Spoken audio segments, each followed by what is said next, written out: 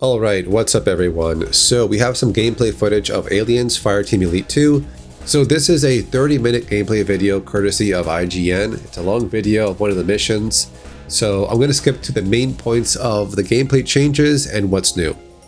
The first thing is it's going to be 4 players co-op online, but if you want to play solo you can do that.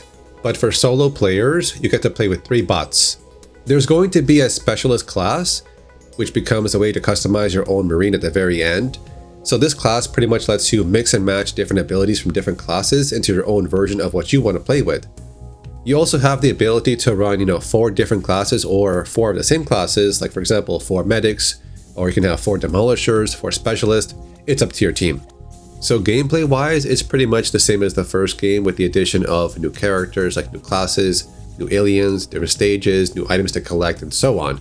So after watching this footage, you kind of see it's pretty much the same as the first game, but with new content. So if you like the first game, then most likely you will like this game. So just like the first game, friendly fire is turned on higher difficulties. It says the game is a work in progress, but it's coming out in summer of 2026, so that's in a few months time. So I'm not sure how much is going to change from this video until the final version, but so far it looks okay. So your HUD here displays your ammo for 2 weapons, also your pistol and also your 2 abilities, and also a tab button for items. And the last one here, which is number 4 on PC, this is your medical kit, or your med kit. One of the gameplay changes they made in this game is made more use of steam and fog to conceal the aliens as they run around. They also have more damage types in the game. They have standard fire damage for damage over time, there's electric, there's piercing, and there's also 1 or 2 extra near the end of the game called Morph It. So fire damage is going to do damage over time, electric is going to make them move slower, and cryo is going to freeze enemies, but you get bonus damage when you shatter their bodies that are covered in ice. They did not mention what piercing does or what morphic or morph it does. They also said they made changes to the alien AI to make them smarter. But from what I see in the footage here, they kind of play the same as in the first game. So I'm not really sure how much different the AI is. As for the story, they're saying that we are going to see the main ship again from the first game, which is called the Endeavor. And it's been 5 years since the first game happened. So this team came to this facility to answer a distress signal, but then when they get here, everyone's gone, or they disappeared.